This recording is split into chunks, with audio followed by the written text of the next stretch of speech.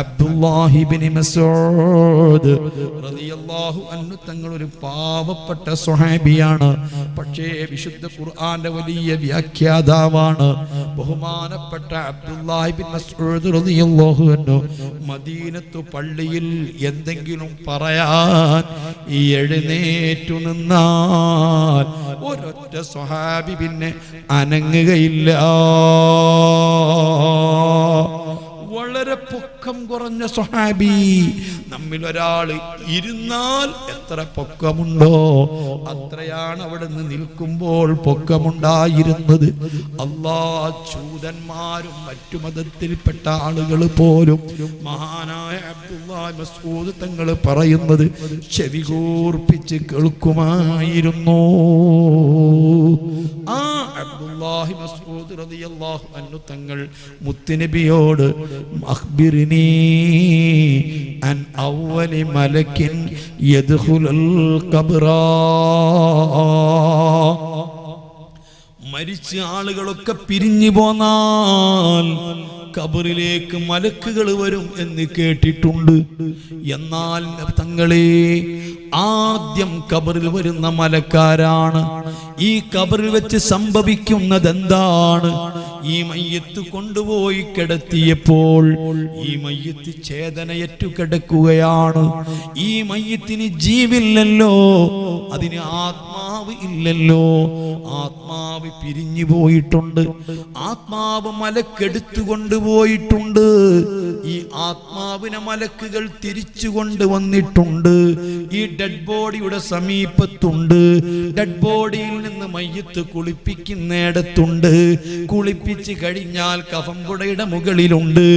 അതിനുശേഷം മയ്യത്ത് മറവ് കട്ടിലിൽ വെച്ചുകൊണ്ട് മയ്യത്ത് ചുമന്നുകൊണ്ട് പോകുമ്പോൾ ഓരോ ശരീരത്തിൽ നിന്നും പിരിഞ്ഞിട്ടുള്ള ആത്മാവ് ഈ മയ്യത്ത് കട്ടിലിന്റെ മുകളിലുണ്ട്.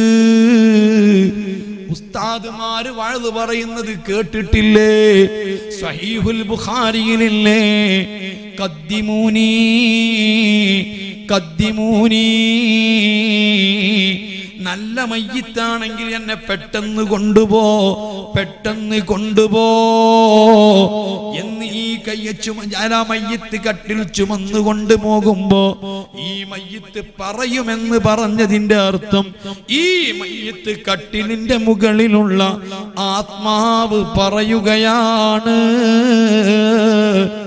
ആത്മാവ് ആ സമയത്ത് കട്ടിലിന്റെ മുകളിലാണ്. ഈ മയ്യത്ത് കൊണ്ടുപോയി നിസ്കാരം കഴിഞ്ഞ് ഖബറിലേക്ക് ഇറക്കി കിടത്തുമ്പോ ഈ ശരീരത്തിൽ നിന്ന് പിരിഞ്ഞ ആത്മാവ് അപ്പോഴും ഉള്ളത് ഈ ഖബറിന്റെ പുറത്താണ്. ഈ മീസാൻ കല്ലിന്റെ തൊട്ടടുത്താണ്. മക്കളെ, മരിച്ചുപോയ ഒരു അർവാഹികൾ ഉള്ളത് ഖബറിന്റെ ഉള്ളിലല്ല, ഖബറിന്റെ പുറത്താണ് കേട്ടോ. എന്നാൽ ഹബീബിനോട് ചോദിക്കുന്നു, അഖ്ബിർനി അൻ അവ്വലി മലക്കിൻ യദ്ഖുലുൽ ഖബ്റ, ആദ്യമായിട്ട് ഈ ഖബറിലേക്ക് കടന്നു വരുന്ന മലക്കാരാണ്. ബഹുമാനപ്പെട്ട മുത്തുനബി പറയുന്നു, ഇബ്നു മസ്ഊദ് അൻത അവ്വലു മൻ സഅലനി, ഒരാളും ഇന്ന് വരെ എന്നോടത് ചോദിച്ചിട്ടില്ല. ആദ്യമായി നിങ്ങളാണ് ഈ കാര്യം ചോദിക്കുന്നത്. ആരെങ്കിലും ചോദിക്കുമ്പോൾ പറയാമെന്ന് കരുതി വെച്ചിരുന്ന വഴിയാണത്. പറഞ്ഞു തരാ, ഈ ഏതൊരു ഖബറിലേക്കും ആദ്യം വരുന്ന മലക്ക് അത് റൗമാനാ. ഈ റൗമാൻ എന്ന മലക്കിന്റെ ഡ്യൂട്ടി തന്നെ ഈ ഭൂമിക്കടിയിലാ, ഭൂമിയുടെ മുകളിലല്ല. ഓ മുസ്ലിമീങ്ങളെ, നാം ഭൂമിയിൽ കുഴിയെടുക്കുമ്പോ, കിണർ കുഴിക്കുമ്പോ ആഴത്തിലേക്ക് കുഴിയെടുക്കുമ്പോ ഏതെല്ലാം സൂക്ഷ്മജീവികളെ നമുക്ക് കാണാം. ആ ജീവികളൊക്കെ ആരാണ് അവിടെ പോറ്റുന്നത്? ആരാണ് അവയ്ക്കൊക്കെ ഭക്ഷണം കൊടുക്കുന്നത്? ഈ ഭൂമിക്കടിയിലും പല പല ജീവികളുണ്ടല്ലോ. അല്ലാഹു സുബ്ഹാനഹു വ തആല ഈ റൗമാൻ എന്ന മലക്കിനെ സൃഷ്ടിച്ചിരിക്കുന്നത് ഈ ഭൂമിയുടെ അടിയിൽ കൂടി നടക്കാനാണ്. ഭൂമിയുടെ മുകളിലുള്ള ആയിരക്കണക്കിന് ആളുകളെ ആത്മാവ് ഒരേ ദിവസം ഒരേ സമയത്ത് അസ്റായീൽ എന്ന മലക്ക് പിടിക്കുമെന്ന് ഞാനും നിങ്ങളും പഠിച്ചിട്ടുണ്ട്, വിശ്വസിച്ചിട്ടുണ്ട്. എന്നതുപോലെ ഈ ഭൂമിക്കടിയിലൂടെ നടക്കുന്ന മലക്കാ ഈ റൗമാൻ കേട്ടോ. അല്ലെങ്കിലും അള്ളാഹുവിന്റെ മലക്കെന്ന് പറയുന്നത്, അള്ളാഹുവിന്റെ പട്ടാളം എന്നൊക്കെ പറയുന്നത് അത് ആനയുടെ വലിപ്പമുണ്ടാവണമെന്നില്ല. വളരെ സൂക്ഷ്മ ജീവികളാണ്. നമ്മുടെ നഗ്നനേത്രങ്ങളെ കൊണ്ട് കാണാൻ പറ്റാത്ത മലക്കുകളാണ്. ഞാൻ നിങ്ങൾക്കൊരു ഉദാഹരണം പറയട്ടെ. ഈ കഴിഞ്ഞ റമദാനിൽ നമ്മുടെ കേരള സർക്കാരിനെയും കേരളത്തിലെ ജനങ്ങളെയും മുൾമുനയിൽ നിർത്തിയിട്ടുള്ളൊരു സൂക്ഷ്മജീവിയുണ്ടല്ലോ. ഡോക്ടർമാരൊക്കെ പേടിച്ചു പോയി, സർക്കാർ തലകുനിച്ചു പോയി, പകച്ചു നിന്ന് പോയി. അതേ കേന്ദ്ര സർക്കാരിന്റെ പ്രതിനിധികൾ വന്ന് പഠനം നടത്തിപ്പോയി. എന്തായിരുന്നു? നിപ്പ വൈറസ് എന്ന് പറയുന്ന ഒരു സൂക്ഷ്മജീവിയാണ്. ഈ നിപ്പ വൈറസ് പിടികൂടിയാൽ ചികിത്സിക്കാൻ ഡോക്ടർമാര് തയ്യാറായില്ല. അത് നിപ്പ വൈറസ് ബാധയേറ്റുകൊണ്ട് മരിച്ചവരെ മറവ് ചെയ്യാൻ ആളെ കിട്ടിയില്ല, പയ്യത്ത് കുളിപ്പിക്കാൻ ആളെ കിട്ടിയില്ല. അത്രയും ഭയങ്കര മാരകമാണ്, ഭീതി പരത്തിയ ജീവിയാണ്. എന്നാൽ ഞാൻ ചോദിക്കുന്നു, ആരെങ്കിലും നിപ്പ വൈറസിനെ കണ്ടവരുണ്ടോ? അതിന്റെ ഫോട്ടോ കണ്ടിട്ടുണ്ടോ? സൂക്ഷ്മജീവിയാണ്, നഗ്നനേത്രങ്ങളെ കൊണ്ട് കാണാൻ പറ്റാത്ത അത്രയും ചെറുതല്ലേ നിപ്പ വൈറസ് എന്ന് പറഞ്ഞിരുന്നത്. എന്നാൽ പടച്ച റബ്ബിന്റെ പട്ടാളം അങ്ങനെ തന്നെയാ. നിങ്ങൾക്ക് കാണാൻ കഴിയണമെന്നില്ല. ഇന്ന ലില്ലാഹി ജുനൂദൻ ലം തറൗഹാ. റബ്ബിന്റെ പട്ടാളത്തെ നിങ്ങൾ നഗ്നനേത്രങ്ങളെ കൊണ്ട് കാണാൻ കഴിയൂല. അതുപോലത്തെ സൂക്ഷ്മജീവികളാകുന്ന മലക്കുകളാ, അവരെ കഴിവ് ഭയങ്കരമാ. വേണമെങ്കിൽ എത്രയും അവര് വലുതാകുന്നതാ, ഏത് രൂപവും രൂപപ്പെടുന്നതാ, നല്ല രൂപങ്ങളിലൊക്കെ അവര് രൂപം പ്രാപിക്കുന്നതാ. ഈ റൗമാൻ എന്ന മലക്ക് ഭൂമിയിൽ കൂടി ഇങ്ങനെ കറങ്ങുകയാ. ഒരു പുതിയ മയ്യിത്തെത്തിയാൽ ആ കബറിന്റെ ഭിത്തി തുരന്നിട്ട് ഈ കബറിലേക്ക് റൗമാൻ എന്ന മലക്കങ്ങ് ചെല്ലുന്നു. ചെന്നാൽ ഈ മലക്കിന്റെ ആദ്യത്തെ ഡ്യൂട്ടി എന്താണെന്നറിയോ? പഠിച്ച മുത്തുനബി, കണ്ടുവന്ന മുത്തുനബി. ഓ മുസ്ലിമീങ്ങളെ, തകർന്നു പോകരുത്, നശിച്ചു പോകരുത്, നിങ്ങൾ ദുഷിച്ചു പോകരുത്. ഞാൻ ചോദിക്കട്ടെ, അല്ലാഹുവിനെ നിങ്ങൾ കണ്ടതല്ലല്ലോ, മലക്കുകളെ നിങ്ങൾ കണ്ടതല്ലല്ലോ, ഇതെല്ലാം നിങ്ങൾക്ക് അല്ലാഹുവിന്റെ റസൂൽ പറഞ്ഞു തന്നതല്ലേ? മുത്തുനബിയല്ലേ അല്ലാഹുവിനെ നിങ്ങൾക്ക് പരിചയപ്പെടുത്തി തന്നത്? ഞാനും നിങ്ങളും ഓതുന്ന വിശുദ്ധ ഖുർആൻ അല്ലാഹുവിന്റെ കലാമാണെന്ന് പറഞ്ഞു തന്നതാരാ? ഈ ഹബീബ് മുത്തുനബിയല്ലേ? ആ ലക്ഷക്കണക്കിന് സ്വഹാബാക്കൾക്കിടയിൽ മുത്തുനബി നിൽക്കുമ്പോ, ജിബ്രീൽ അലൈഹിസ്സലാത്തു വസ്സലാം തങ്ങൾ വരുമ്പോ, ജിബ്രീൽ വന്ന് ഖുർആൻ ഓതി കൊടുക്കുമ്പോ ഈ സ്വഹാബത്ത് കണ്ടില്ലല്ലോ. ഈ സ്വഹാബത്ത് ശബ്ദം കേട്ടില്ലല്ലോ. ഈ ജിബ്രീലിനെ പറ്റി മുത്തുനബി പറഞ്ഞു കൊടുത്തത് സ്വഹാബത്ത് വിശ്വസിച്ചത്, അത് ഞാനും നിങ്ങളും ഉൾക്കൊണ്ടത്. ഈ നിസ്കാരം നമുക്ക് പഠിപ്പിച്ചതും ഈ മുത്തുനബി തങ്ങൾ തന്നെയാ. ഈ സക്കാത്ത് നമുക്ക് പഠിപ്പിച്ചതും റസൂൽ തങ്ങൾ തന്നെയാ. നമ്മുടെ എല്ലാ കാര്യങ്ങളും ഈ തങ്ങൾ പഠിപ്പിച്ചതാ. ഈ തങ്ങൾ പറയുന്നു, മുസ്ലിമീങ്ങളെ, ഈ റഹ്മാൻ എന്ന മലക്ക് ഖബറിന്റെ ഭിത്തികൾ കുത്തിത്തുരന്ന് ഈ ഖബറിൽ വന്നതിന് ശേഷം ചെയ്യുന്നത്, ഈ ഖബറിന്റെ മുകളിലുള്ള ആത്മാവും ഈ ഡെഡ് ബോഡിയും തമ്മിൽ ഇതാ ഒരു കണക്ഷൻ കൊടുക്കുന്നു. കണക്ഷൻ കൊടുക്കുമ്പോ അതുവരേക്കും ചലനമറ്റ് കിടന്നിരുന്ന മയ്യിത്ത് അതാ സജീവമാകുന്നു. അവന്റെ നെഞ്ഞിന്റെ മേൽഭാഗത്തേക്ക് ജീവുണ്ടാകുന്നു. അതേ സമയത്ത് കാലുകൾക്ക് ചലനമില്ല, അവന്റെ നെഞ്ഞിന്റെ താഴ്ഭാഗത്തേക്ക് ചലനമില്ല. ഉണ്ടെങ്കിൽ അവൻ ഖബറിൽ കിടക്കുകയില്ല, ഏതെങ്കിലും വിധേന പുറത്തു വരാൻ ശ്രമിക്കുന്നത്. അവന്റെ കണ്ണുകൾ പെട്ടെന്ന് തുറക്കുന്നത്, അവന്റെ ചുണ്ടുകൾ ചലിക്കുന്നത്, അവന്റെ കൈകൾ ഇളകുന്നത്. അല്ലാ, ആ കണ്ണു തുറക്കുമ്പോ മോനെ ബുദ്ധിയുണ്ടോ? എപ്പോഴായിരിക്കും ഇവൻ മരിച്ചത്? ഒരുപക്ഷെ വാഹനം ഓടിച്ചുകൊണ്ടിരിക്കുമ്പം റൂഹ് പിരിഞ്ഞത് അല്ല, ചുറ്റുഭാഗത്തും ആളുകൾ തടിച്ചുകൂടി നിൽക്കുന്ന ഹോസ്പിറ്റലിൽ വെച്ചുകൊണ്ട് അവന്റെ റൂഹങ്ങ് പിരിഞ്ഞത്. അല്ലെങ്കിൽ അപ്പുറത്തും ഇപ്പുറത്തും ICUയിൽ നിറയെ ആളുകൾ ഉണ്ടായിരുന്നു, കറങ്ങിക്കൊണ്ടിരിക്കുന്ന ഫാൻ ഉണ്ടായിരുന്നു, കത്തിക്കൊണ്ടിരിക്കുന്ന ലൈറ്റ് ഉണ്ടായിരുന്നു. അപ്പോൾ അങ്ങ് ജീവൻ പോയതാ. ആ സമയത്ത് അവന്റെ ആത്മാവ് പിരിഞ്ഞതാ. അല്ലെങ്കിൽ പള്ളിയിൽ നിസ്കരിച്ചു കൊണ്ടിരിക്കുമ്പോ ആത്മാവ് പിരിഞ്ഞതാ. കല്യാണത്തിൽ കല്യാണത്തിൽ ആനന്ദിച്ച് നൃത്തമാടിക്കൊണ്ടിരിക്കുമ്പോ ആത്മാവ് പിരിഞ്ഞതാ. അല്ലെങ്കിൽ കള്ളുഷാപ്പിൽ കള്ളു കുടിച്ചുകൊണ്ടിരിക്കുമ്പോ, നിശാ ക്ലബുകളിൽ കിന്നാരം പറഞ്ഞുകൊണ്ടിരിക്കുമ്പോ ഏതവസ്ഥയിലാണ് മരിച്ചതെന്നറിയില്ലല്ലോ.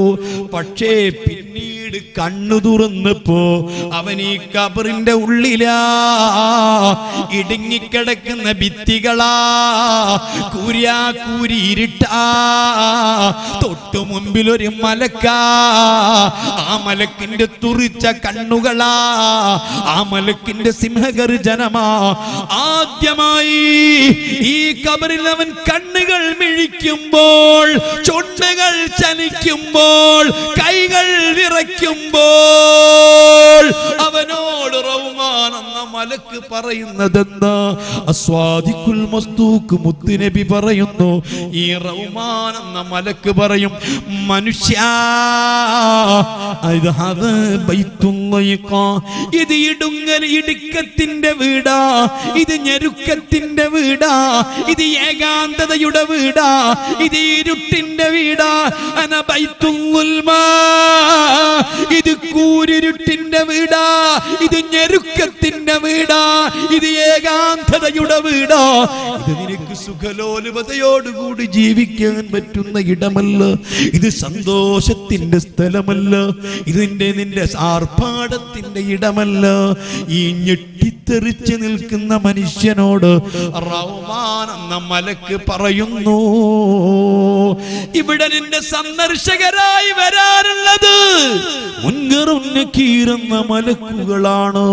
ഇവിടെ നിന്റെ കൂട്ടുകാരായിട്ടുള്ളത് 1.5 മുഴം നീളമുള്ള പുഴുക്കളാണ്.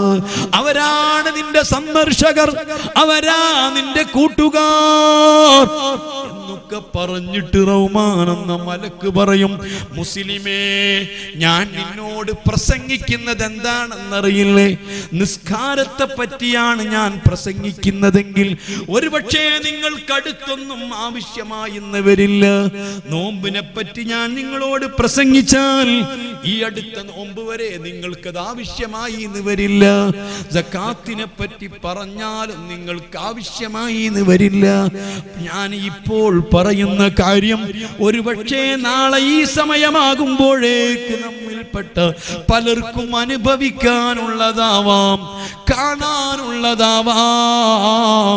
റഹ്മാൻ എന്ന മലക്ക് പറയുന്നു, ഉകുതുബ് അമലക, നീ പ്രായപൂർത്തിയെത്തിയതിനു ശേഷം മരിക്കുന്നത് വരെ ചെയ്ത നിന്റെ കർമ്മങ്ങൾ മുഴുവനും വന്ന് ഈ എഴുതിക്കോ. സുബ്ഹാനല്ലാഹ്. ഈ ഭയവിഹ്വലനായി നിൽക്കുന്ന മനുഷ്യൻ, എഴുന്നേൽക്കാൻ പറ്റാത്ത മനുഷ്യൻ കിടന്ന കിടത്തത്തിൽ വെച്ചുകൊണ്ട് പറയുന്നു, ഈ എഴുതാൻ കഴിയില്ല, എനിക്കെഴുത്തറിയില്ല, എഴുതാൻ പേനയില്ല, ഇവിടെ കടലാസില്ല.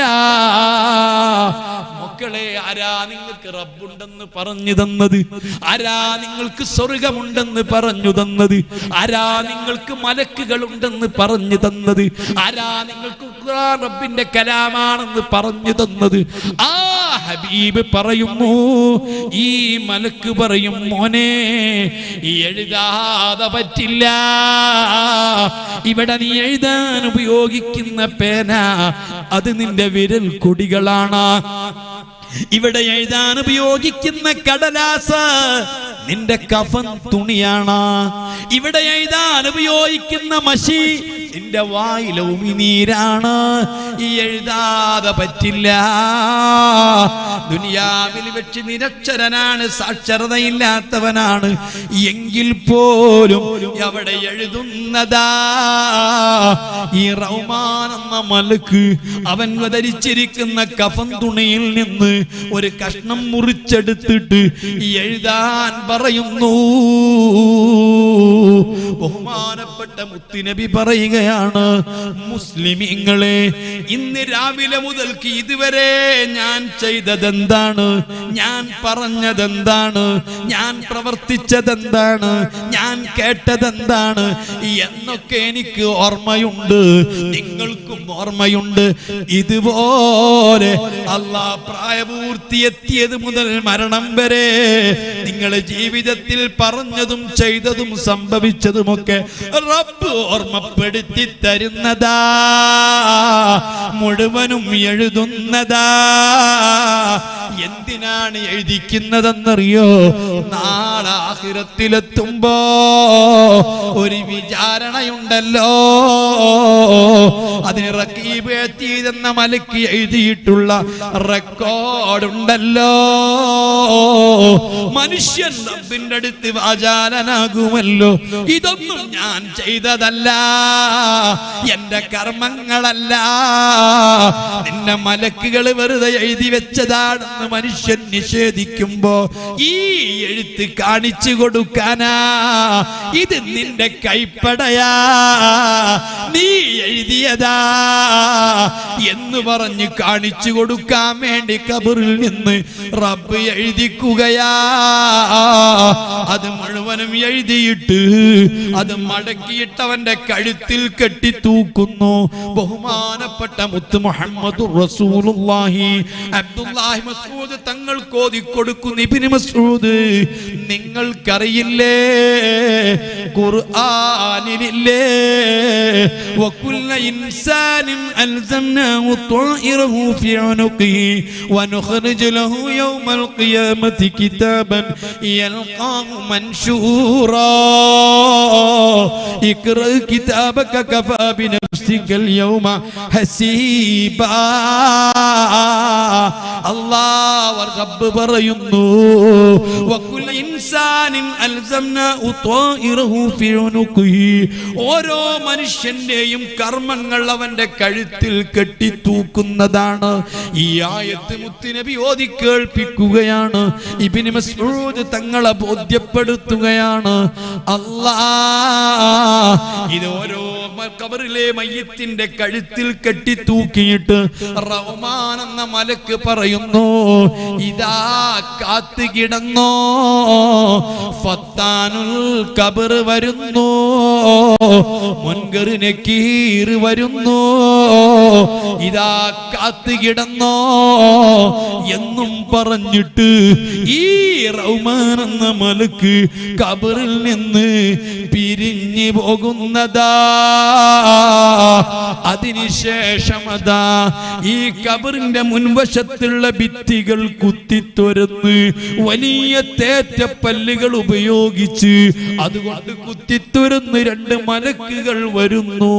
കറുകറുത്ത മുടികളുള്ള, ചെരിപ്പടിക്കാല് വരെ നീണ്ടു നിൽക്കുന്ന മുടികളുള്ള, തിളങ്ങുന്ന കണ്ണുകളുള്ള, വളരെ ഭീതിപ്പെടുത്തുന്ന രൂപമുള്ള രണ്ട് മലക്കുകൾ വന്ന് ഖബറിൽ നിൽക്കുന്നു. കാണുമ്പോഴേക്ക് അവൻ പേടിക്കുന്നു. നിങ്ങൾ കേൾക്കുന്നത് കഥകളല്ല, നിങ്ങൾ കേൾക്കുന്നത് വെറും നോവലുകളല്ല, ഐതിഹ്യമല്ല, ഇത് വിശുദ്ധ ഖുർആൻ പറഞ്ഞതാ. ബഹുമാനപ്പെട്ട സുന്നത്ത് ജമാഅത്തിന്റെ പണ്ഡിതന്മാര് സുന്നത്ത് ജമാഅത്തിന്റെ അഖീദ പറഞ്ഞ ഗ്രന്ഥങ്ങളിലെ മഹാനായ സയ്യിദ് തങ്ങളെ പോലെ, ഉമറുൻ നഫ്സവി തങ്ങളെ പോലെ, ബഹുമാനപ്പെട്ട സയ്യിദ് ഷരീഫ് തങ്ങളെ പോലെ എല്ലാ അഖീദയുടെ പണ്ഡിതന്മാരും ആധികാരികമായി പ്രമാണങ്ങൾ വെച്ചുകൊണ്ട് സമർത്ഥിച്ചതാ. ലക്ഷ്യത്തോടുകൂടി ബോധ്യപ്പെടുത്തി തന്നതാ. വൽ ഖബ്റു ഹഖ്ഖുൻ, ഖബർ സത്യമാ, മലക്കുകളെ ചോദ്യം സത്യമാ, അവരുടെ ശിക്ഷയും രക്ഷയും സത്യമാ. ഇതുകൊണ്ടല്ലേ ഖബർ ശിക്ഷയെ പറ്റി അല്ലാഹുവിന്റെ റസൂൽ പറഞ്ഞതിനു ശേഷം ഒരു നിസ്കാരത്തിൽ പോലും തങ്ങൾ കാവൽ തേടാതെ അല്ലാഹുമ്മ ഇന്നി അഊദു ബിക മിൻ അദാബിൽ ഖബ്രി വമിൻ അദാബിൻ നാർ, ഖബർ ശിക്ഷയെ തൊട്ട് കാവൽ തേടാതെ ഒരു നിസ്കാരവും തങ്ങൾ നിസ്കരിച്ചിട്ടില്ല, ഒരു സുന്നത്തും നിസ്കരിച്ചിട്ടില്ല, ഒരു ഫർളും നിസ്കരിച്ചിട്ടില്ല. എനിക്കും നിങ്ങൾക്കും ഖബർ ശിക്ഷയെ തൊട്ട് കാവൽ തേടാൻ സമയമില്ലല്ലോ. ഏറ്റവും കൂടുതൽ സമയം നീട്ടി നിസ്കരിക്കേണ്ട നിസ്കാരം അത് സുന്നത്ത് നിസ്കാരമല്ലേ? പക്ഷേ നമ്മിൽ മഹാഭൂരിപക്ഷം ആളുകളും സുന്നത്ത് നിസ്കരിക്കൽ കുറവാണ്. നിസ്കരിക്കുകയാണെങ്കിൽ തന്നെ അല്ലാഹുമ്മ സ്വല്ലി അലാ സയ്യിദിനാ മുഹമ്മദിൻ വഅലാ ആലി മുഹമ്മദിൻ എന്ന് പറഞ്ഞുകൊണ്ട് നിസ്കാരത്തിൽ നിന്ന് സലാം വീട്ടി പിരിയലാ. ഖബറിന്റെ ശിക്ഷയെ തൊട്ട് തേടലില്ല, ദുആ ചെയ്യലില്ല. ഞാൻ എൻ്റെ പ്രിയപ്പെട്ട മുസ്ലിമീങ്ങളോട് അല്ലാഹുമ്മ ഇന്നി അഊദു ബിക മിൻ അദാബിൽ ഖബ്രി വമിൻ അദാബിൻ നാരി വമിൻ ഫിത്നത്തിൽ മഹിയാ വൽ മമാതി വമിൻ ഫിത്നത്തിൽ മസീഹിദ് ദജ്ജാൽ. ഈ പ്രാർത്ഥന പ്രാർത്ഥിക്കാതെ ഒരു നിസ്കാരത്തൊന്നും പിരിയണ്ട, സലാം വീട്ടണ്ട. തങ്ങൾ വീട്ടിയിട്ടില്ല. ഖബറിന്റെ ശിക്ഷയെ തൊട്ട് കാവൽ തേടണ്ടേ? വല്ലാത്ത ലോകമല്ലേ? നരകത്തിൽ ആളുണ്ടാകും കൂടെ, മഹ്ശറയിൽ ആളുണ്ടാകും കൂടെ, പലതും ഉണ്ടാകും കൂടെ. ഖബറിൽ അങ്ങനെയല്ല. നീയല്ലാതെ നിന്റെ കൂട്ടിന് മറ്റാരുമില്ല. അങ്ങനത്തെ ഒരു ജീവിതം വരാനുണ്ട്, ബർസഖ് എന്നൊരു ജീവിതം വരാനുണ്ട്. അതുകൊണ്ട് കാവല് തേടണ്ടേ. നിങ്ങൾക്കറിയുമോ ഈ രണ്ട് മലക്കുകൾ വരുന്നു, വന്നപ്പോൾ അവരെ ഈ വരുന്ന മലക്കുകളെ കൈകളിൽ ഒരു ദണ്ടുണ്ട്, മഖാമിഉ മിൻ ഹദീദ്, ഇരുമ്പിന്റെ ദണ്ടുകളുണ്ട്. ഈ ഭൂമിയിലുള്ള സർവാളുകളും കൂടിയിട്ടൊന്ന് പൊക്കിയാൽ പൊക്കാൻ കഴിയാത്ത ഭാരമുള്ള ദണ്ടുകൾ കൈകളിലുണ്ട്. അല്ലാഹുവിന്റെ റസൂൽ പച്ചയായി പറഞ്ഞത് കാണാ, ലൗ ദറബ ബിഹിമാ അഅ്ളമ ജബലിൻ ഫിൽ അർദി, ഈ ഭൂമിയിലെ ഏറ്റവും വലിയ പർവ്വതത്തിൽ അതുകൊണ്ടൊന്ന് കൊട്ടിയാൽ, അതുകൊണ്ടൊന്നടിച്ചാൽ അത് പപ്പടം പോലെ പൊടിഞ്ഞു പോകുന്നതാ.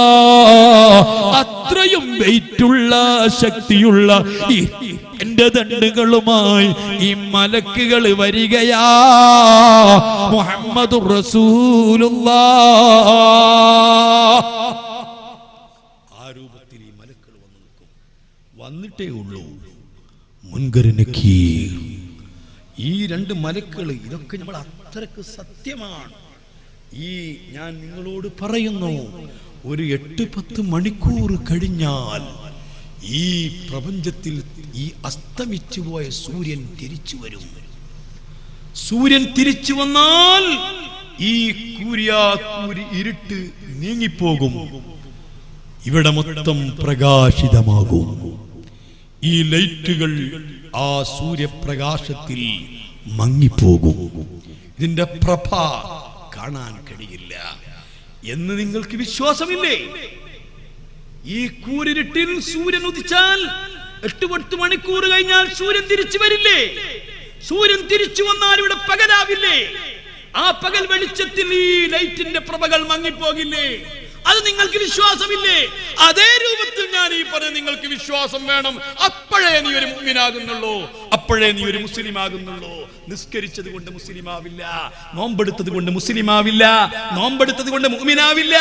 മുഅ്മിനാവണമെങ്കിൽ ഈ പറഞ്ഞത് വിശ്വസിച്ചോളണം. അല്ലാഹു നമുക്ക് തൗഫീഖ് നൽകട്ടെ. ഇത് വെറും കേട്ട് കേൾവിയല്ല, കേവലം ചില ധാരണകളല്ല. നിങ്ങൾക്ക് കേൾക്കണോ? ഈ മുൻകർ നക്കീർ അങ്ങ് വരുമ്പോൾ സുബ്ഹാനല്ലാഹ്, ഈ ഖബറിൽ കിടക്കുന്ന മനുഷ്യൻ പരുങ്ങുകയാണ്. അതോടുകൂടി ഖബറി വലിയ പാതാളം പോലെ വിശാലമാവുകയാണ്. ഏത് പ്രകാരം ഭൂമിയിലേക്ക് ആ മനുഷ്യൻ താന്നു പോവുകയാണ്. അതാണ് ആ മനുഷ്യന് അനുഭവപ്പെടുന്നത്. ഇതൊന്നും നമുക്ക് ബാഹ്യമായ കണ്ണുകൊണ്ട് കാണാൻ കഴിയില്ല. അതേ സമയത്ത് ആ മനുഷ്യന് അനുഭവപ്പെടുന്നതാണ്. ഇരിക്കട്ടെ, അതിനുശേഷം ഇതാ ഈ മുൻകർ നക്കീറിനെ കണ്ടുകൊണ്ട് ഭയവിഹ്വലനായിട്ട് നിൽക്കുമ്പോൾ എന്ത് ചെയ്യണമെന്നറിയാതെ, എന്ത് പറയണമെന്നറിയാതെ ആ ഇടുങ്ങിയ ഖബറിൽ അവൻ കിടക്കുമ്പോൾ, എന്റെ പ്രിയപ്പെട്ട മുസ്ലിമേ, ആ റഹ്മാൻ എന്ന മലക്കങ്ങ് പോകുമ്പോൾ തന്നെ ഈ ഖബറിന് വല്ലാത്തൊരു ഞെരുക്കമുണ്ട്. ഞാൻ നിങ്ങളോട് പറയുന്നത് എന്താണ്? നിങ്ങൾക്ക് ബോധ്യം വരുന്നുണ്ടോ? അസ്വാദിഖുൽ മസ്ദൂഖ് മുത്ത് മുഹമ്മദ് മുസ്തഫ, അവിടുത്തെ ഏറ്റവും പ്രിയപ്പെട്ട മൂത്ത മകളാകുന്ന ബീവി സൈനബ് റളിയല്ലാഹു അൻഹാ, അല്ലാഹുവിന്റെ റസൂലിന് 7 മക്കൾ പിറന്നിട്ടുണ്ട്. 6 മക്കളും തങ്ങളെ മുമ്പ് വഫാത്തായിട്ടുണ്ട്. ഹബീബ് വഫാത്താകുമ്പോൾ ജീവിച്ചിരിക്കുന്ന ഏക മകൾ ബീവി ഫാത്തിമ മാത്രമാണ്. അവിടുത്തെ മൂത്ത മകൾ സൈനബ ബീവി മരണപ്പെട്ടപ്പോൾ ഹബീബ് പറഞ്ഞു സ്വഹാബിയാത്തുകളോട്, മയ്യത്ത് കുളിപ്പിക്കുന്ന പെണ്ണുങ്ങളോട്, എന്റെ പൊന്നുമോളല്ലേ, എന്റെ പൊന്നുമോളെ മയ്യത്ത് നിങ്ങൾ കുളിപ്പിക്കുമ്പോ ഇബ്ദഅന ബിമയാമിനിഹാ, എന്റെ പൊന്നുമോളെ കുളിപ്പിക്കുമ്പം വലഭാഗത്തുനിന്ന് കഴുകി തുടങ്ങണം. വമവാദിഇൽ വുദൂഇ, വുദൂഇന്റെ അവയവങ്ങൾ ആദ്യം കഴുകിയിട്ട് വുദു എടുത്തു കൊടുക്കണം. അങ്ങനെ എന്റെ മോളെ നിങ്ങൾ കുളിപ്പിച്ചു കഴിഞ്ഞാൽ എന്നെ ഒന്ന് നിങ്ങൾ അറിയിക്കണം.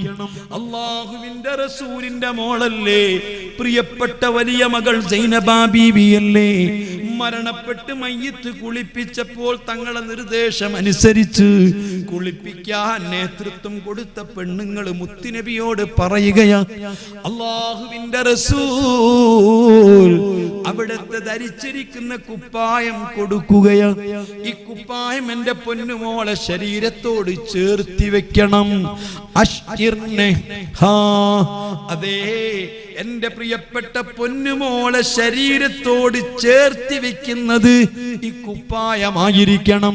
ഇമാം ബുഖാരി തന്റെ സഹീഹുൽ ബുഖാരിയിൽ എത്ര സ്ഥലത്താണ് ഈ ഹദീസ് റിപ്പോർട്ട് ചെയ്തത്. അങ്ങനെ അല്ലാഹുവിന്റെ റസൂൽ ധരിച്ച കുപ്പായം തന്റെ ശരീരത്തോട് ചേർത്തി വെച്ച്, അതിനുശേഷം നിസ്കാര കുപ്പായം ധരിപ്പിച്ച്, അതിനുശേഷം 2 തുണികളെ കൊണ്ട് മൂടി മയ്യത്ത് കൊണ്ടുപോയി തങ്ങളെന്നെ നിസ്കരിച്ച്, ആ മയ്യത്ത് നിസ്കരിച്ച ശേഷം ഖബറിന്റെ അരികിലേക്ക് തങ്ങൾ പോയി. ബഹുമാനപ്പെട്ട സൈനബ ബീവിന്റെ ഖബറിലേക്ക് മയ്യത്ത് ഇറക്കി വെക്കുമ്പോൾ നേതൃത്വം കൊടുത്തത് തങ്ങളാ. ചുറ്റുഭാഗത്ത് മൊത്തം സ്വഹാബികളാ. അവിടുത്തെ പ്രിയപ്പെട്ട പുന്നാര മകൾ ഖബറിലേക്ക് വെക്കുകയാ. ഖബറിലേക്ക് വെച്ചിട്ട് മണ്ണുകൾ മൂടുകല്ലുകൾ വെച്ചിട്ട് മണ്ണിട്ട് മൂടുകയാ. പരിസരം മറന്ന് തങ്ങൾ വിതുമ്പിക്കരയുകയാ. തങ്ങൾ പൊട്ടിക്കരയുകയാ. കരയുന്ന തങ്ങളെ കണ്ട് സ്വഹാബത്ത് ചോദിക്കുകയാ, തങ്ങൾ ഇങ്ങനെ കരയുകയോ? അവിടുത്തെ പൊന്നുമോള് മരിച്ചു മറവ് ചെയ്യുമ്പോ തങ്ങൾ ഇങ്ങനെ കരയുകയോ? ഹബീബ് പറഞ്ഞ മറുപടി, ഉമ്മമാരെ നിങ്ങളെ എന്താണ് ചിന്തിപ്പിക്കാത്തത്? ചെറുപ്പക്കാരാ നിന്നെ എന്താണ് ചിന്തിപ്പിക്കാത്തത്? ഒരാൾ മരണപ്പെട്ടു, മരണപ്പെട്ട ആൾക്ക് വേണ്ടി നിരന്തരമായിട്ട് ഖുർആൻ ഓതി ആയിരക്കണക്കിന് ആലിമീങ്ങളും സാദാത്തുക്കളും വന്നു, അതുപോലെ ദീനീ പ്രവർത്തകര് വന്നു, നിസ്കാരങ്ങൾ നടന്നു, ദിക്റുകൾ നടന്നു, ഖുർആൻ ഓതി രക്ഷപ്പെട്ടു എന്ന് കരുതണ്ട. തങ്ങളെക്കാൾ വലിയ തങ്ങള് നിസ്കാരത്തിനോ, സഹാബത്തിനേക്കാൾ വലിയ ആലിമീങ്ങളോ, അതിലും വലിയ ഔലിയാക്കളോ, അല്ലാഹുവിന്റെ റസൂലിന്റെ പൊന്നുമോളേക്കാൾ നല്ലൊരു മകളോ, അതിനേക്കാൾ നല്ലൊരു മകനോ വേണ്ട വേണ്ട. തങ്ങള് പൊട്ടിക്കരഞ്ഞുകൊണ്ട് പറഞ്ഞതറിയോ? 2 മണി തൂക്കം ഈമാനുണ്ടോ? നിന്റെ ഹൃദയം തുറന്നു വെച്ചിട്ടുണ്ടോ? നിന്റെ ഹൃദയം മൂടി വെക്കാതെ അത് തുറന്നിട്ടുണ്ടോ? ഹബീബായ മുത്തുനബി പറയുകയാ, സ്വഹാബാ എന്റെ പൊന്നുമോളെ ഖബർ മറവ് ചെയ്തിട്ട് ഖബറിൽ മണ്ണുകൾ നിറച്ചിട്ട് അല്ലാഹുകൾ പിരിയാൻ നേരത്ത് ഈ ഖബറൊന്നിടിക്കിയതാ. ലക്കത് ലമ്മതൻ, ഈ ഖബറൊരിടുക്കൽ ഇടുക്കിപ്പോയി. ഈ ഖബർ ഇടുക്കിയപ്പോ എന്റെ പൊന്നുമോളെ വാരിയെല്ലുകൾ കോർത്തുപോയി. ബാബൈനൽ ഖാഫിഖൈൻ, കിഴക്ക് പടിഞ്ഞാറിനിടയ്ക്കുള്ള മനുഷ്യേതര ജീവജാലങ്ങൾ മുഴുവനും അത് കേട്ടുപോയി. നമ്മൾക്ക് റബ്ബ് മറച്ചു വെച്ചതാ. മനുഷ്യനും ജിന്നും കേൾക്കുന്നതിനെ തൊട്ട് റബ്ബ് തടഞ്ഞു വെച്ചതാ. ഞങ്ങൾ ചോദിച്ചു, അവിടുത്തെ പൊന്നുമോളയോ അവിടുത്തെ മകളെയോ? തങ്ങൾ തങ്ങളെ കുപ്പായം ധരിച്ചിട്ടുള്ള, തങ്ങളത്ര മാത്രം പ്രാർത്ഥിച്ചിട്ടുള്ള, തങ്ങളത്ര ശ്രദ്ധിച്ചിട്ടുള്ള തങ്ങളെ പൊന്നു മോളയോ ആഖിർ സമാനിലെ മക്കളെ, മുസ്ലിമീങ്ങളെ, എന്റെ വഴുത് കേട്ട് തീ പിരിഞ്ഞു പോകുമ്പോ നിങ്ങളെ മാർക്ക് വേണ്ട, അഭിപ്രായം വേണ്ട, സർട്ടിഫിക്കറ്റും വേണ്ട. തങ്ങൾ പറഞ്ഞതറിയോ? എന്ത് സഹബ, എന്റെ പൊന്നുമോൻ ഇബ്രാഹിം എന്ന കുട്ടിയില്ലേ, 1.5 വയസ്സുള്ള സമയത്ത് മരണപ്പെട്ട പൈതലല്ലേ, ആ പൊന്നു പൈതൽ പോലും ഈ ഖബറിന്റെ ലഹത്തത്തിൽ നിന്ന്, ഞെരുക്കലിൽ നിന്ന് രക്ഷപ്പെട്ടിട്ടില്ല,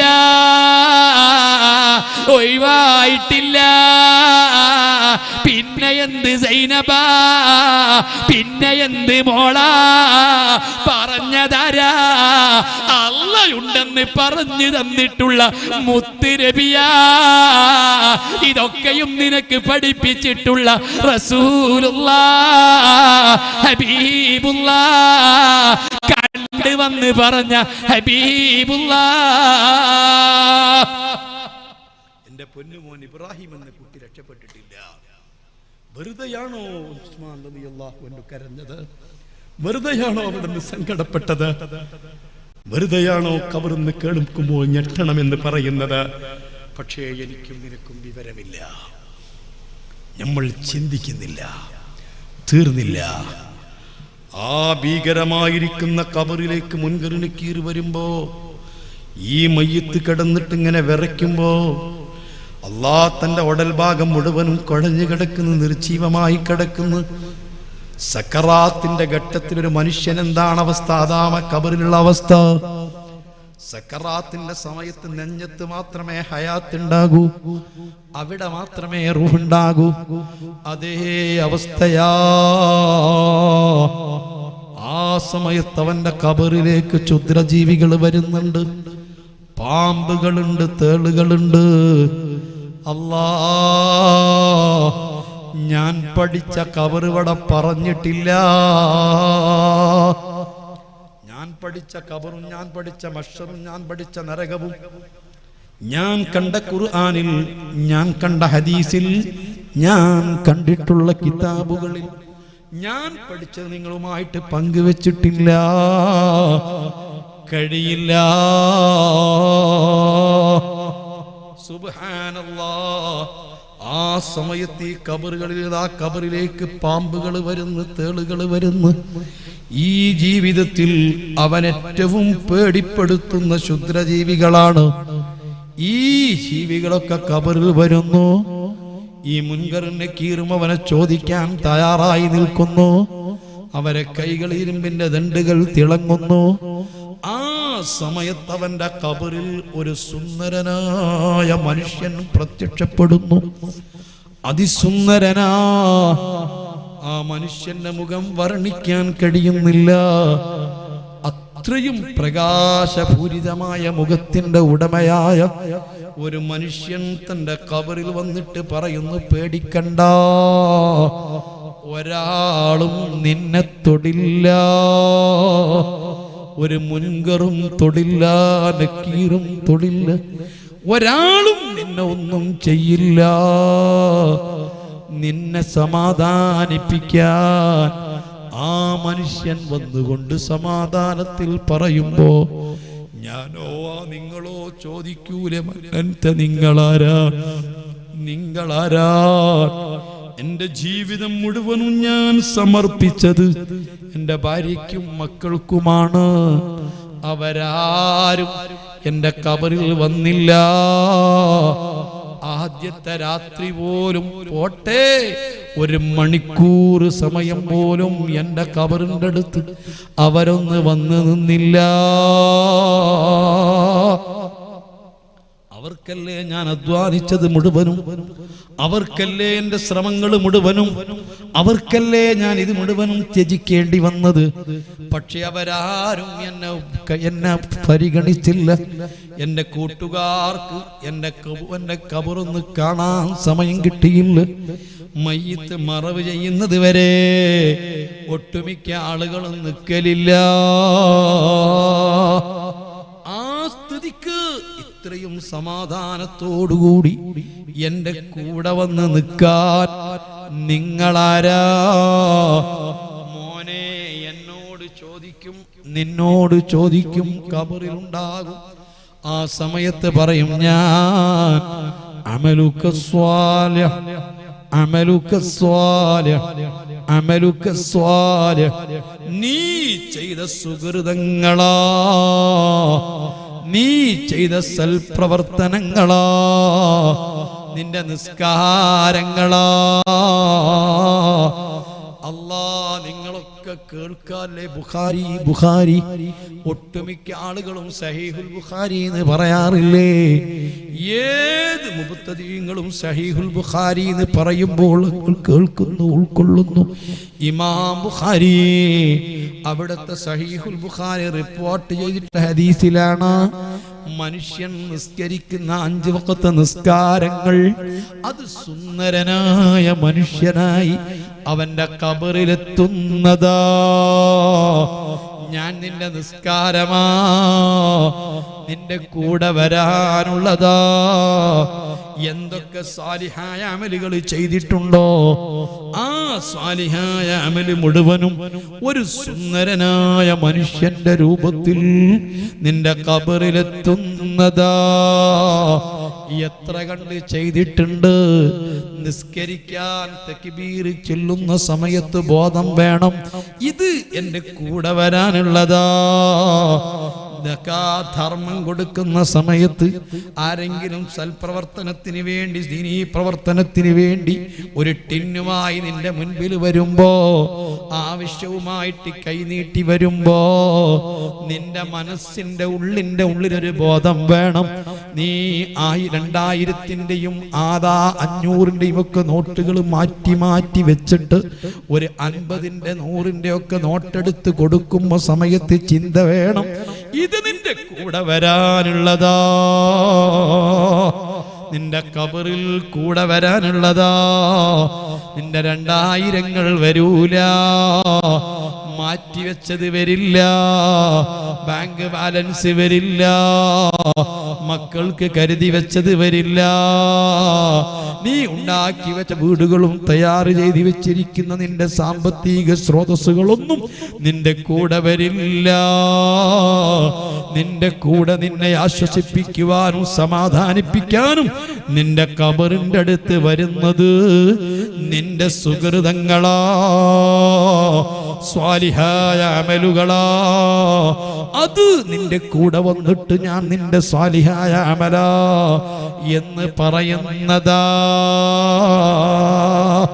ഓ സഹോദരാ, എപ്പോഴെങ്കിലും സുഹൃതങ്ങൾ ചെയ്യുന്ന സമയത്ത് ചിന്തിക്കാറുണ്ടോ, വെറുതെയാണോ ഷഖീഖുൽ ബൽഖി തന്റെ ഉസ്താദിന്റെ അടുത്ത് 30 കൊല്ലം പഠിച്ചിട്ട് 8 കാര്യങ്ങളാ ഞാൻ ഈ 30 കൊല്ലത്തിന്റെ ഇടയിൽ പഠിച്ചിട്ടുള്ളത്. അതിൽ പഠിച്ച ഒരു കാര്യം, ഞാൻ മനസ്സിലാക്കിയ കാര്യം, ഷഖീഖുൽ ബൽഖി തങ്ങളോട് ഉസ്താദ് മോനെ 30 കൊല്ലം പഠിച്ചിട്ട് 8 കാര്യങ്ങളോ? അതേ 30 കൊല്ലം കൊണ്ട് 8 കാര്യങ്ങളാണ് പഠിച്ചത്. അതിൽ ഞാൻ പഠിച്ചൊരു കാര്യം, ഏത് കൂട്ടുകാരും ഏത് സ്വന്തക്കാരും ഏത് പ്രിയപ്പെട്ടവരും അതാ ഏകാന്തതയുടെ ഏറ്റവും കൂടുതൽ കൂട്ടുകാരും സമാധാനിപ്പിക്കാൻ സ്നേഹിതന്മാരൊക്കെ ആവശ്യമുള്ള സമയത്ത് അവരൊക്കെ പിരിയലാ, വിട്ടുപിരിയലാ. ആ സമയത്ത് കൂടെ വരുന്നൊരു കൂട്ടുകാരൻ അത് സ്വാലിഹായ അമലാ എന്ന് ഞാൻ തിരിച്ചറിഞ്ഞത് മുതൽ ഞാൻ എൻ്റെ ജീവിതത്തിലെ ഏറ്റവും വലിയ കൂട്ടുകാരനാക്കിയത്, ഏറ്റവും വലിയ സ്നേഹിതനാക്കിയത് സ്വാലിഹായ അമലുകളെയാ, സുന്നത്ത് നിസ്കാരങ്ങളെയാ, ദാനധർമ്മങ്ങളെയാ, ദിക്ർ സ്വലാത്തുകളെയാ, ഹിദ്മകളയാ സുന്നത്തുകളാ ആലിമീങ്ങൾക്ക് ഹിദ്മ ചെയ്യലാ ആലിമീങ്ങൾക്ക് സേവനം ചെയ്യലാ അബൂ യസീദുൽ ബിസ്ത്വാമി അവിടുത്തെ ഒരു ശിഷ്യൻ പറഞ്ഞില്ലേ മുൻകർ നക്കീർ വരുന്ന സമയത്ത് ഞാൻ എന്താണ് പറയുന്നത് ശ്രദ്ധിച്ചോളൂ ഈ തല എന്റെ കൂടെ ഉണ്ടാകുമ്പോ നിങ്ങൾ എന്നെ ചോദിക്കുകയോ എന്നെ ശിക്ഷിക്കുകയോ എന്നെ ചോദ്യം ചെയ്യുകയോ എന്താണ് നിന്റെ തലക്ക് പ്രത്യേകത എന്ന് ചോദിച്ചപ്പോ ഈ തലാന ഹാമിലു വിനദാന ഹാമിലു ഫർവത അബീ യസീദുൽ ബിസ്ത്വാമി അബൂ യസീദുൽ ബിസ്ത്വാമി എന്ന പണ്ഡിതൻ ഏത് യാത്ര ചെയ്യുമ്പോഴും അവിടുത്തെ ഭാണ്ഡങ്ങൾ ചുമന്ന തലയാ അവിടുത്തെ ചുമടെടുത്ത തലയാ ഇത്തലയുള്ളപ്പോ നിങ്ങൾ ചോദിക്കുകയോ ചോദ്യമില്ല എന്നും പറഞ്ഞ് മുൻകർ നക്കീറെന്ന മലക്ക് പോയി എന്ന് മഹാനായ ഖാദി ഇസ്മായിൽ ഹിഖീത്ത് അൽ ബറൂസവി തങ്ങൾ റൂഹുൽ ബയാൻ തഫ്സീറിൽ രേഖപ്പെടുത്തിയത് കാണാ. ഞാൻ എൻ്റെ പ്രസംഗം നിർത്തുകയാണ്. അതുകൊണ്ട് മോനെ, ഖബറിൽ വെച്ചുകൊണ്ട് നിന്റെ കൂട്ടുകാരനായി നിന്നെ ആശ്വസിപ്പിക്കാനായി നിന്റെ കൂടെ വരുന്ന കൂട്ടുകാരൻ സ്വാലിഹായ അമലാ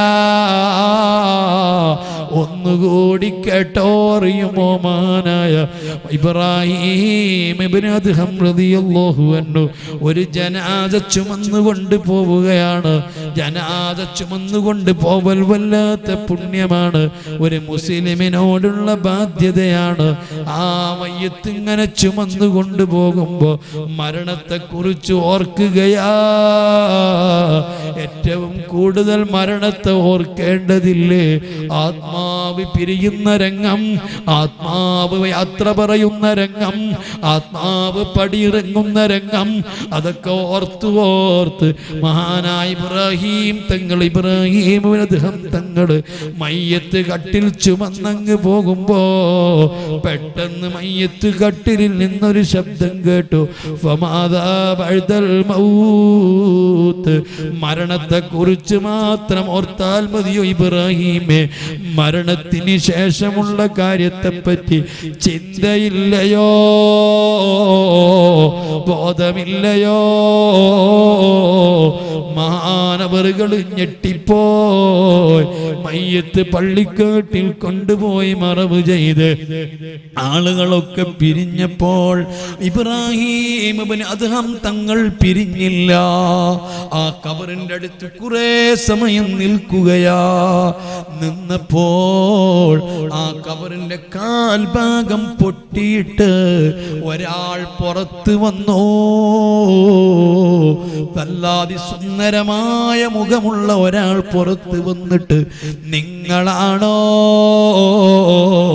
മയ്യത്ത് ചുമന്നുകൊണ്ട് പോരുമ്പോ മരണത്തെ കുറിച്ച് മാത്രം ചിന്തിച്ച് വേവലാതിപ്പെട്ട് പേടിച്ചരണ്ടവര് നിങ്ങളാണോ?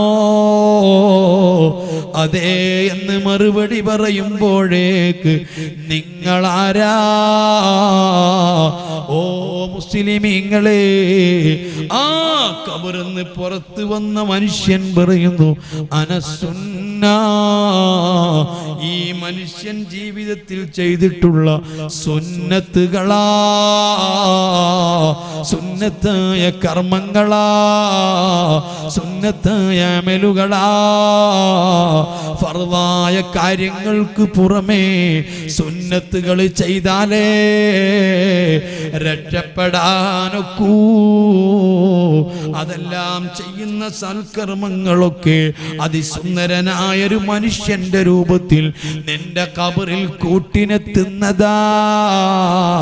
ബഹുമാനപ്പെട്ട മുൻകർ നക്കീർ ചോദ്യം ചെയ്യുകയാ. ഒരു ദിവസമോ 2 ദിവസമോ അല്ല, ചിലർക്ക് 2ഉം 3ഉം ദിവസമാ, ചിലർക്ക് ഒരാഴ്ചയോളമാ, ചിലർക്ക് 40 ദിവസമാ, ചിലർക്ക് 1 വർഷമാ. അല്ലാഹ് ഒരൊറ്റ ദിവസം കൊണ്ട് ചോദ്യം ചെയ്ത് തീരൂല. ചിലപ്പോൾ ഒരു മാസം 40 ദിവസം കൊണ്ട് തീരൂല. വർഷങ്ങളോളം ചോദ്യം ചെയ്യപ്പെടുന്നവരുണ്ട്. ഇന്നൽ മൗതാ യുഫ്തനൂന ഫീ ഖുബൂരിഹിം സബഅത അയ്യാം. ഒട്ടുമിക്ക ആളുകൾക്കും 7 ദിവസം ഖബറിൽ വലിയ പരീക്ഷണങ്ങളാ.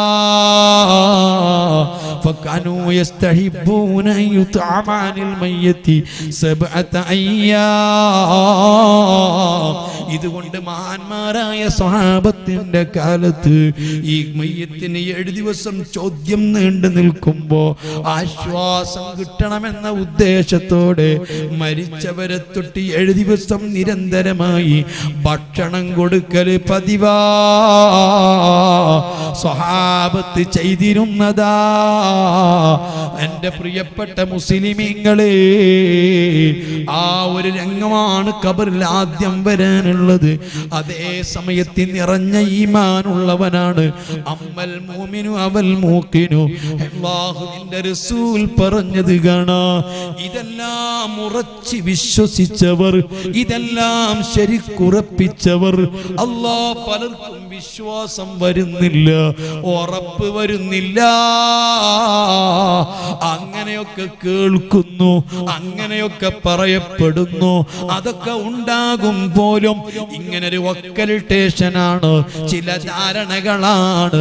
അവർക്കാണ് മുനാഫിഖീങ്ങൾ എന്ന് പറയുന്നത്. അതേ സമയത്ത് ഇതൊക്കെ കൃത്യമായി ഉറപ്പിച്ചിട്ടുള്ള ആളുകൾ, കൃത്യമായി വിശ്വസിച്ച ആളുകൾ, അല്ലാഹ് ഏഴാകാശങ്ങൾക്കപ്പുറത്ത് നിന്ന് റബ്ബിന്റെ മറുപടി സദഖ അബ്ദീ, എന്റെ അടിമ സത്യം പറഞ്ഞു. വിശുദ്ധ ഖുർആനായത്തോതി ഹദീസോതി ബോധമുള്ള പണ്ഡിതന്മാര് ഇതൊക്കെ പറഞ്ഞപ്പോൾ ഹൃദയം തുറന്നു വെച്ച് വിശ്വസിച്ചവനാ. അവൻ സത്യം പറഞ്ഞു. ഫഫ്തഹൂ ലഹു ബാബൻ ഇലൽ ജന്ന, സ്വർഗ്ഗത്തിലേക്ക് തുറന്നു കൊടുക്കൂ. ഫഫിരിശൂ ലഹു മിനൽ ജന്ന, സ്വർഗ്ഗത്തിൽ നിന്ന് വിരിപ്പ് വിരിച്ചു കൊടുക്കൂ. സ്വർഗീയ വസ്ത്രം ധരിപ്പിക്കൂ. ഏഴാകാശങ്ങൾക്കപ്പുറത്തിരുന്ന് റബ്ബിന്റെ വിളിയാളം വന്നു പോയി. പറഞ്ഞു തീരുമ്പോഴേക്ക് സ്വർഗത്തിലെ പരിമളമെത്തിപ്പോയി, ഉടയാടകൾ എത്തിപ്പോയി, അനുഗ്രഹങ്ങൾ എത്തിപ്പോയി. അതുകൊണ്ടല്ലേ ഇമാം ബുഖാരി റളിയല്ലാഹു അൻഹു തങ്ങളെ നാട്ടുകാര് മുഴുവനും വിമർശിച്ചിട്ട്, നാട്ടുകാരും ഭരണാധികാരികളും നാട് കടത്തിയിട്ട് അവസാനം മരണം കൊതിച്ച് മരിച്ചിട്ട് അവിടുത്തെ മയ്യിത്ത് മറവ് ചെയ്തപ്പോ നാട്ടുകാര് ചെയ്തതെന്താ? അവിടുത്തെ സുഗന്ധം കൊണ്ട്, പരിമളം കൊണ്ട് ഖബറിന്റെ അടുത്തുള്ള മണ്ണുകൾ വാരിക്കൊണ്ടുപോയി. അതുകൊണ്ടല്ലേ ലോകത്ത് ഇത്ര വലിയ വിശാലമായ മക്ബറയുള്ള ഒരു മക്ബറയുണ്ടോ? അല്ലാഹ് കിലോമീറ്ററുകൾ അകലങ്ങളിലേക്ക് ഇമാം ബുഖാരിന്റെ ഖബറിന് ചുറ്റും കെട്ടിയതാണ്. ആളുകൾ വാരിക്കൊണ്ട് പോവാതിരിക്കാൻ പരിമളം വരികയാ. കാസർഗോട്ടുകാരോട് പറയേണ്ടതില്ലല്ലോ, മാസങ്ങൾക്ക് മുൻപൊരു മയ്യിത്ത് തുറക്കപ്പെട്ടപ്പോ, ഖബർ തുറക്കപ്പെട്ടപ്പോ വലിയ പരിമളമുണ്ടായി എന്ന് പറയുന്നത് കേട്ടില്ലേ? എന്തോന്നറിയില്ല, വിശുദ്ധ ഖുർആനും തിരുസുന്നത്തും അത് സത്യമാക്കുന്നുണ്ട്. അങ്ങനത്തെ ഖബറുകളുണ്ട്. ഈമാനുള്ളവനാണോ? മറഞ്ഞ കാര്യങ്ങൾ വിശ്വസിച്ചവനാണോ? ഇതൊക്കെ ബോധ്യം വന്നവനാണോ? ഇതൊക്കെ ഉറപ്പിച്ചവനാണോ? അവരെ ഖബറിൽ സ്വർഗീയ പരിമളമുണ്ട്, സ്വർഗീയ സുഖങ്ങളുണ്ട്, വലിയ അനുഗ്രഹങ്ങളുണ്ട്, വലിയ സുരക്ഷകളുണ്ട്. അതേ സമയത്ത് ചെറുപ്പക്കാരാ, ദുഷിച്ചു പോകല്ല, നശിച്ചു പോകല്ല, തകർന്നു പോകല്ല. ഇതൊക്കെ കേൾക്കുന്ന സമയത്ത് ഹൃദയം തുറന്നു വെക്കാതെ കേട്ടവർ എന്ത് കബറ്, എന്ത് മലക്കുകള്, എന്ത് റഹ്മാന്, അതൊക്കെ സംഭവിക്കുമോ? അതൊക്കെ നടക്കുമോ? ഇതൊക്കെ സത്യമാണോ എന്ന് ചിന്തിക്കുന്നവർ നിസ്കരിക്കുന്നവരിലില്ലേ, നോമ്പെടുക്കുന്നവരിലില്ലേ, മുസ്ലിം എന്ന് പറയുന്നവരില്ലേ? ആ കൂട്ടർക്ക് പറയുന്ന പേരാ അമ്മൽ മുനാഫിഖു. അവൻ കപടനാ, അവൻ കപട വിശ്വാസിയാ. ഈമാന് പേടിയില്ല, പിശാചിനെ പറ്റി പേടിയില്ല, റബ്ബിനെ പറ്റി പേടിയില്ല, ഹഫദത്തിനെ പറ്റി പേടിയില്ല, മലക്കുൽ മൗത്തിനെ പേടിയില്ല. അവന് ഈമാനില്ല. അവനോ പറയുന്നതാണ് ലാദിരി, എനിക്കറിയൂല, ഇതെന്താണെന്നറിയൂല, ഇതിനെപ്പറ്റി ബോധമില്ല, അറിഞ്ഞിരുന്നില്ല, ചിന്തിച്ചിരുന്നില്ല, ഓർത്തിരുന്നില്ല എന്ന് ഖബറിൽ വെച്ച് പറയുമെന്ന് ഖാല റസൂലുള്ളാഹി.